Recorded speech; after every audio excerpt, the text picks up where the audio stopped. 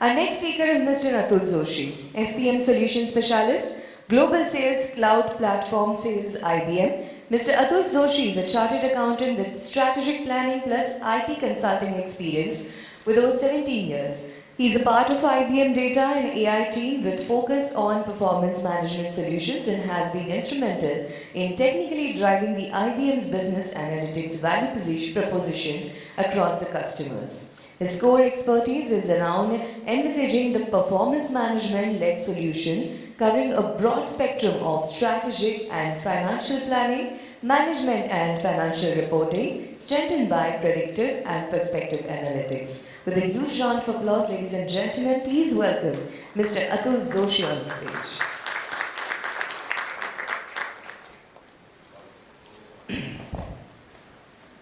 So I think with that introduction, you might have noticed that I'm a bit of different in terms of the audience you have today, and I would actually be sharing some of my experience. As I moved, as I started my journey as a finance professional, had a stint with technology and moved on the darker side, if I may want to call it that way. So what we are going to talk today about is using the data and doing the innovation with that. But I'll give you the simpler example because these are all words that you see every day in most of the articles, right? I mean, these are very abused words, I would say, innovation, data, and stuff like that. So let me make it more practical in terms of what I want to say here. We'll start with the challenges in terms of using the data, right? So a lot of times we talk about we are not able to utilize the entire data that we may have. So I had a stint with one of the telecom companies, and we were working with the CFO's office, and the area of our analysis was on the network cost, right? And we are looking at how do you do the benchmarking of various circles. Circles are those different states in which the telecom operator work. And we are looking at what are the parameters which are driving the network cost across the circle, because a lot of circles are coming up at various points of time. So how do you really do that fair comparison? Now when you do the fair comparison, we have to actually look at fixed cost, variable cost, semi-variable cost. Again, if you go down to the detail of it, it's like looking at your GL codes, whole lot of data. And I'm talking about maybe 15 years back. And what our CFO told me is something that is on the slide. So the data is there, but it's not being used. Why don't you go and look at the detailed GL codes, look at the narration that the team has included when they post those debit and credit entries, right? So it's interesting that at that point itself, a lot of people had that vision that if you look at the data, where that data is, and if you are able to leverage that data, probably you will get more insights. The other option I had was probably talking to the the networking team and trying to understand how the cost moves. So that's an example I wanted to share. Now, if you look at how the things have transformed these days, I don't think that challenge is there. I mean, essentially when I started my career, I think for finance professional the key skill set was Excel. If you know VLOOKUP, if you know pivot tables, and maybe a bit of I won't call it scripting, more of an SQL, that's good enough. You are a really finance techno professional. But nowadays you will hear a lot of people actually do a quick Python course. They would probably use those image data and say that I've also started my career as a data scientist, plus I'm a line of business or a finance user, right?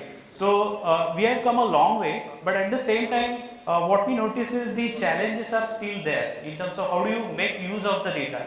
You have a lot of tool sets today, but the work actually goes on increasing, and then you are also looking at the ensuring the quality is there. The data is spread across multiple environments, right? So the challenge remains as it is. I was talking to one of my friends the other day, and he was actually asking me a simple question. What he said is, we are looking at a management reporting project for our CXOs, but the challenges that we have today is we have some applications in cloud, and obviously we have some confidentiality, due to confidentiality reasons we have some of the on-premise applications. And the challenge for us is taking the data from two systems and creating the KPIs at various points of time, because both these platforms have a different processing time limit, and how do you actually ensure that those people get the right set of information. So that kind of challenge still remains. You talk about hybrid and multi-cloud architecture, and as you scale, probably not all the applications scale at the same place. So how do you kind of orchestrate the whole thing becomes a challenge for you. And on top of that, you must be hearing a lot about the likes of GDPR. In fact, India is also coming with a lot of stringent restriction on that. So you need to be proactive in terms of how do you address those things. Because at some point of time, you will build those pipelines, but then the security, governance, compliance aspect will soon start haunting you. So one of the way to address that is what we believe is something called data fabric. Now data fabric is it's not a single tool or technology. It's more of a concept. It's a framework. It's a methodology. And if you notice this diagram, right? So you get a feeling that this is actually the data which is flowing like a spider web. That's not the concept. The concept is about using this as an abstract layer. So how do you actually look at the data journey from the source to the point of use, which is your line of business or your business analyst, and finally the top management who is looking at the performance of the organization, right? So we'll talk about how do you actually start this journey. So we started with the challenges. Now let's look at how do you actually make it simpler with the amount of innovation that has happened over the period of time, and how we are adopting those innovation not just as a product company in our tool sets, but also recommending what is the best path for our customers so that they can start the journey as per the speed expected by them, right? Now if you look at point number 1 and point number 7, this is like entirely connected. If you look at any business analyst across the line of business today, he would probably take some export from an Excel using whatever solution that he is looking at, and then he will start probably using some desktop tool, create his slice and dice analysis, share it with his colleagues, or use that as a decision management support system for the management whenever he is asked for. Now this becomes a long journey because there are stuff that you need to take care of. So first thing is, how do you actually democratize the data? Now when you talk about the democratization of the data, you are talking about your internal data, you are talking about external data, especially when it comes to sales and marketing. You get a question that how do I get the external research report? A lot of times these are PDF files or just Excel export. Some companies actually use the API so that the data is collected in a structured format, but that also remains a challenge. And then how do you use that data to look at your strategy for the next year, and how do you lead the market? The other thing is about how do you actually start monetizing the data. Now what we have seen is, with the advent of this technology, a lot of companies who are you would say the traditional companies who are selling product or selling services, they have actually started using the data that they have gathered based on the insights of the data, and started monetizing that data. So they are creating APIs which they are making available to the external customer, maybe some of the players within the same industries, and we have seen this happening in a few industries where they are actually leveraging that data and really making a monetization out of that. So it's not just your regular bread and butter revenue, but also a new stream of revenue that you are looking at. The other challenge in this case would also be when you start using the data, how do you actually ensure that the data is not lifted and shifted, right? Or you don't duplicate the data. Essentially talking about virtualizing the data, putting queries on top of that, extracting the information and making it available to the business users who will do a self-service, right? So these are the kind of points that you need to take into account when you talk about the data fabric as a framework. Now, essentially the end result here is use that data, start your analytics journey, and then derive the value from it. So how do you do that? what we have done is we have created this platform for our customers, which is based on the modern technology. So there are three key points that we are talking about, which is, you need to minimize the effort, just build it once. You have the likes of Kubernetes, containers, microservices platform that you have today, which makes you really nimble in terms of how do you manage the entire application, the whole journey of data, right from, collecting, organizing or analyzing, and, finally putting it to the business use. And the ground reality is this data could reside anywhere, maybe on premise, some of the private or public cloud, or even could be edge system, etc. And then comes the management part of it, right? So there is a layer of, IT would, sort of look at the orchestration, but that is also getting automated lot these days, right? So with these three key fundamental things in terms of not repeating the movement of the data, leveraging the existing investment in technologies.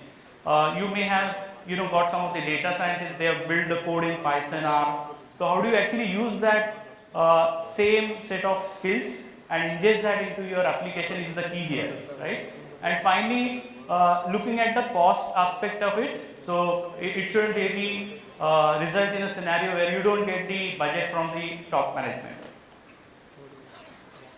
Right?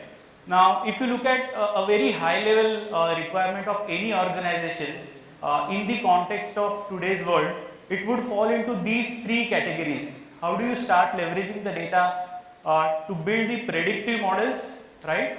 How do you bring in the efficiency in terms of business processes, doing the integration, automation, and of course, we also heard from Shiriji in terms of challenges in terms of security, right? So all these three things need to be taken care of. And how is it enabled? It's enabled again on the basis of same robust architecture that we are talking about.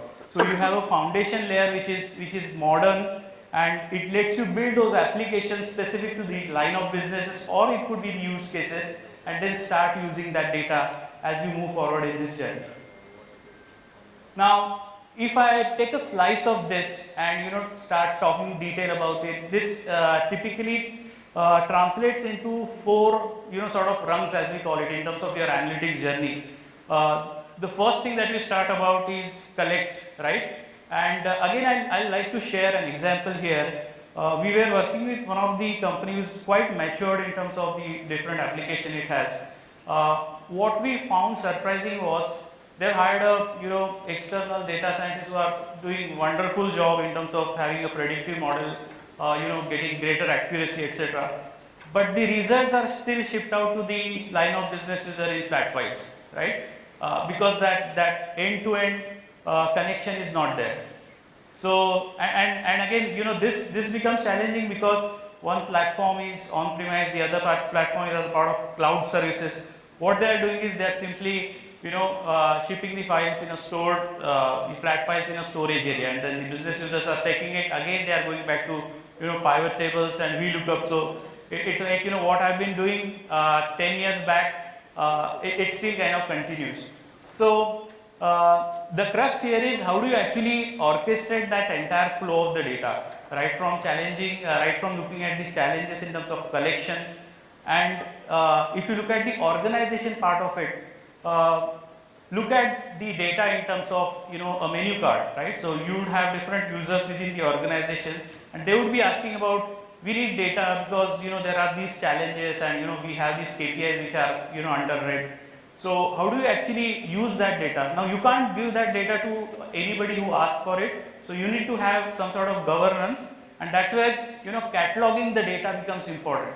So you could have someone like a data steward. Now these are just fancy names, but essentially the custodian of the data would make sure that the data is available to the right set of people. If you are in a banking or BFSI industry, there are a lot of restriction in terms of personal sensitivity data. You need to mask the data, you need to redact the data that contains the personal information. So that becomes part of a critical governance process.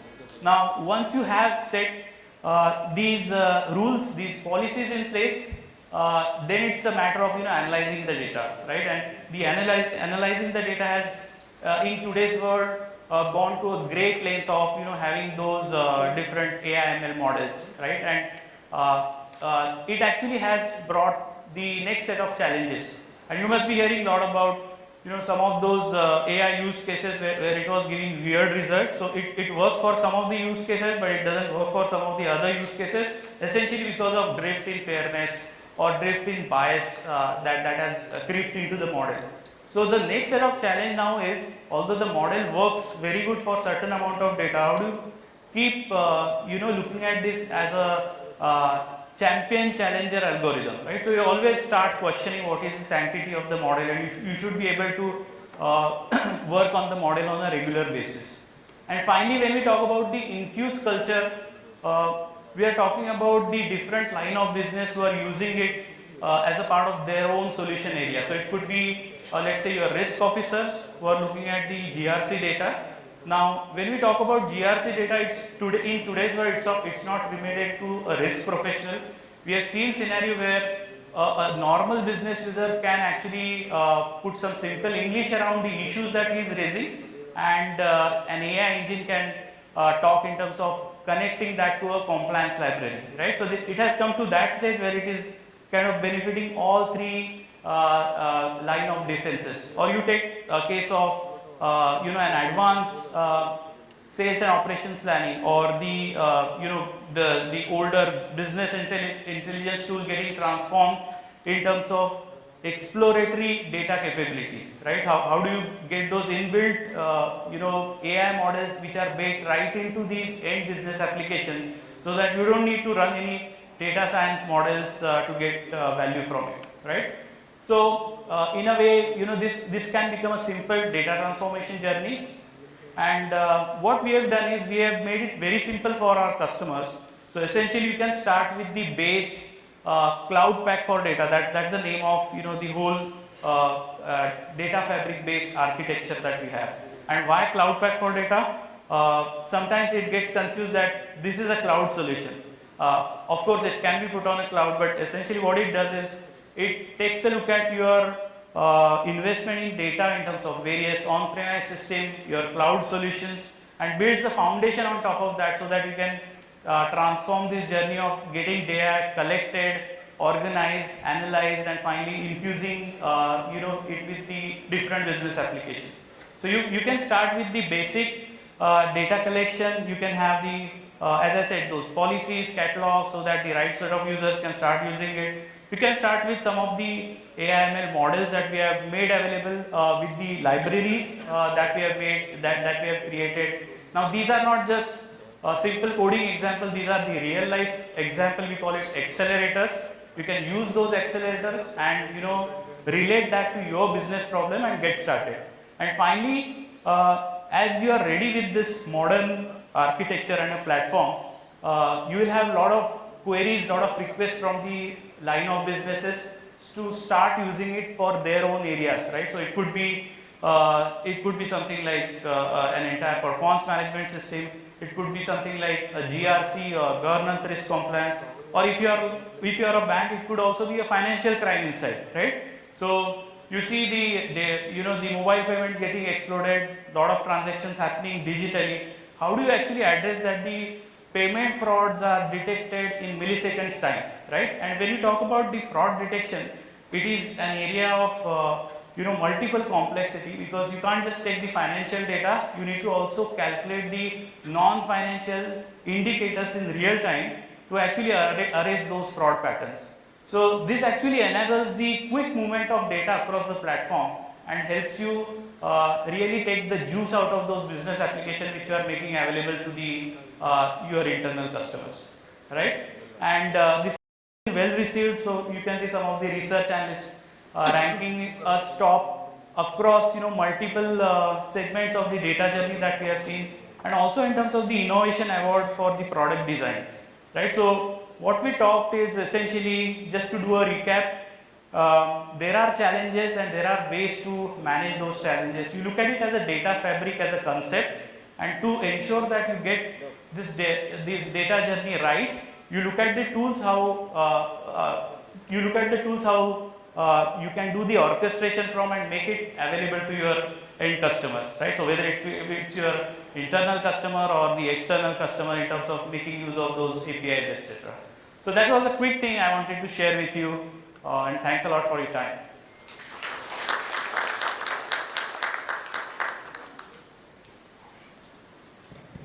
May I please request Mr. Atul, Mr. Shriji Gopinathan to come forward to present a small token of appreciation to Mr. Atul Joshi.